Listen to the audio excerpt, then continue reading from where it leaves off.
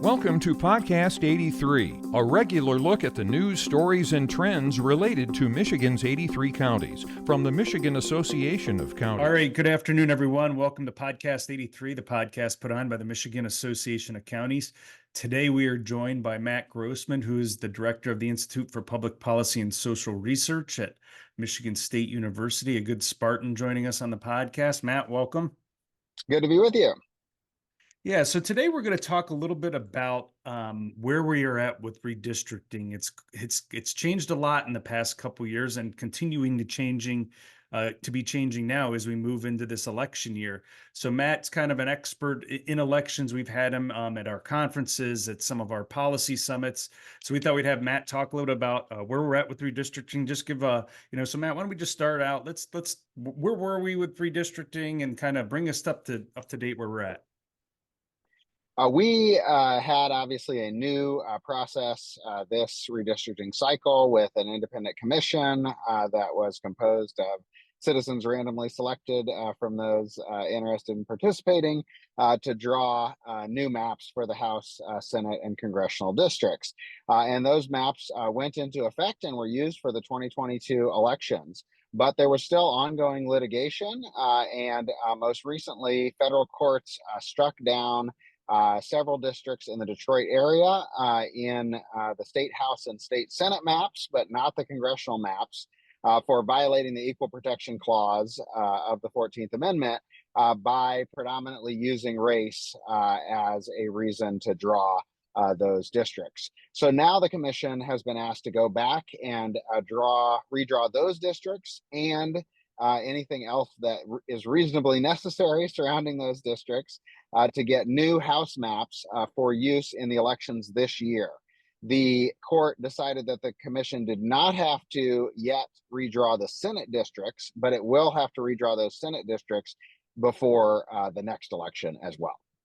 Okay, so they're working on the House district maps now, and like you said, who knows the ramifications. Let's talk a little bit maybe about what the process the commission is doing now. So do they just get a bunch of maps from random people and then they kind of decide, hey, we like this one, this, and this one? What's kind of their process they're using?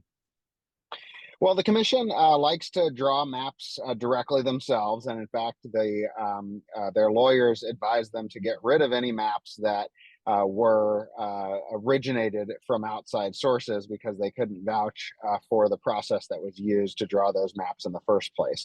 So it is a very transparent process. That was part of their problem with the court case, is that everything they did was on the record, and so the court could go back through it and say, it sure looks like you were using race data as your main a decision point here for these districts in Detroit. But they are drawing them in public. They have several completed maps. We've analyzed those maps. So has the commission and its lawyers. And the next step is to find a few that it wants to move forward with and hold meetings in Detroit and the Detroit area to evaluate those maps. Now, looking at the maps that they've so far approved, you said that you folks have analyzed it. How far is the impact looking to go when we're talking about, originally it was 2 House districts that were the issue. What's the ripple effect looking like? Ballpark number of districts that could potentially be affected?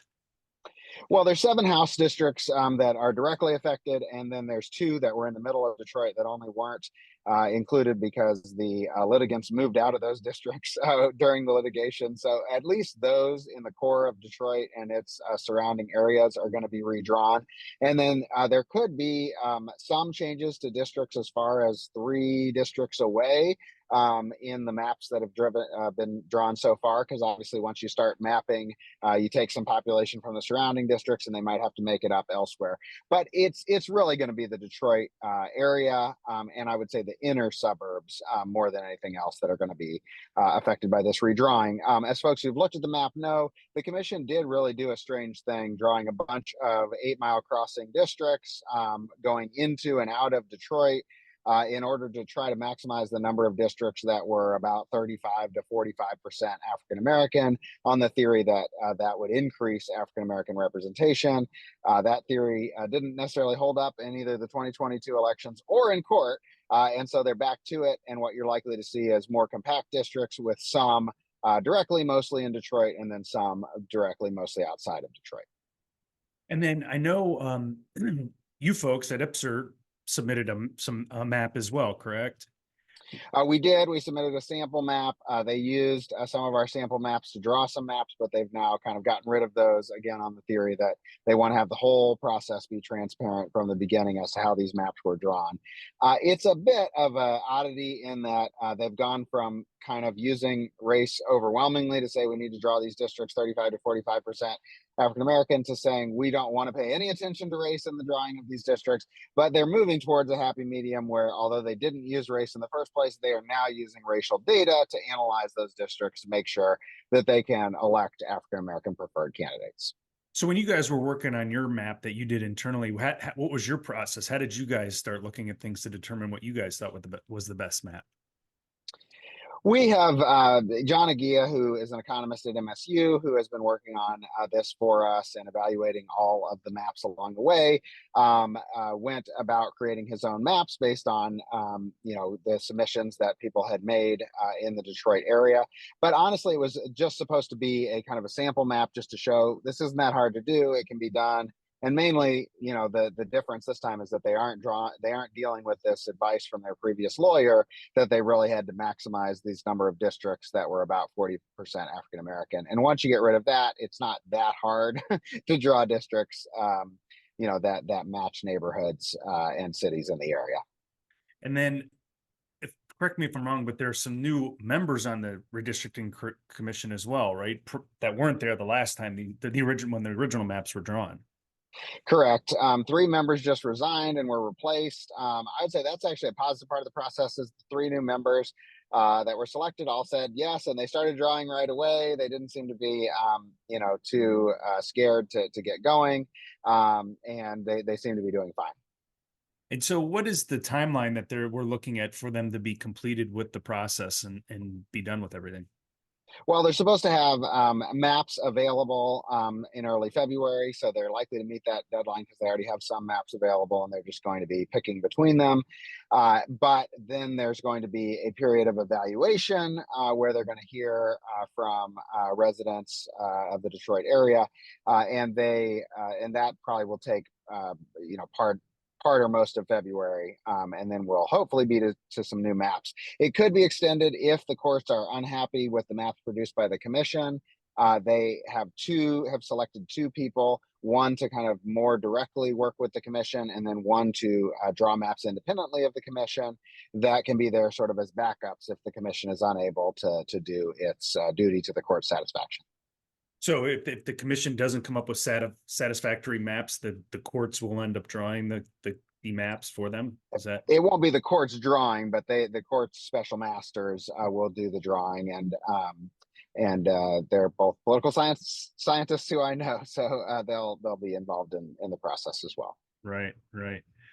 Well, very interesting. I think this has been a new process, like you said, when the independent redistricting commission was established, and I guess there's a learning curve involved with that that we're all experiencing now, and who knows, we'll probably experience for at least the first quarter of the year. So thank you for that. Anything else you'd like to add?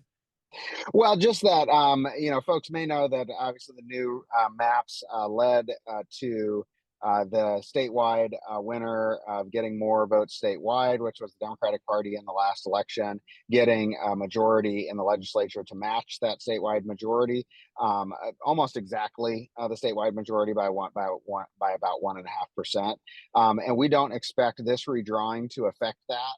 If you were really trying hard, you could draw 1 Republican district kind of most of the time or half of the time out of these 8 districts. But we're talking about at the most a half a district difference in partisan composition between the maps that are done now and the maps that will be done after this commission. And there's a belief that Detroit was divided up in order to achieve that statewide partisan fairness.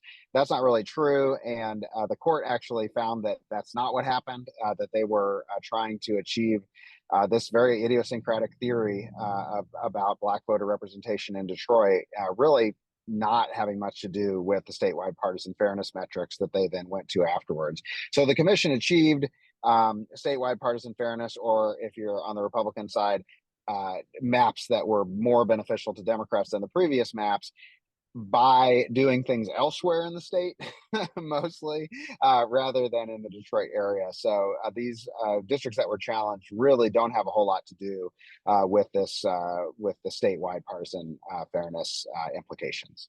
Yeah, and you're speaking in the House side of the chambers up there. And then, real quick too, while we're talking about it on the Senate side, what do we expect the impact to be there? And you said that just has to be done by the next election after 2024, correct? Correct. The plaintiffs did ask for special elections this year for the Senate, which would have been a huge change, obviously, because we don't usually have Senate elections. But the court rejected that, and so we'll just have new districts by the time that the Senate is up for a new election in 2 years. We expect a similar kind of thing where there'll be fewer districts that go in and out of Detroit, and more Detroit-specific districts, and then outside of Detroit districts. But obviously, the African American Caucus is, mad that there are no, Black representatives in Detroit, that they've lost kind of representation in the Senate, and so they will push for the maps in the Senate to look like the maps they're producing for the House. But again, I don't expect the partisan implications to be very strong, because the whole Detroit area and the inner part, especially the inner suburbs and the city of Detroit, are overwhelmingly Democratic. It's really hard to draw any districts that would be beneficial for Republicans there. Yeah. Well, great. Thanks, Matt. Appreciate the input today. You can find Matt at MSU at the Institute for Public Policy and Social Research. And thanks for your time today, Matt. Thank you. Thank you for listening to today's episode of Podcast 83.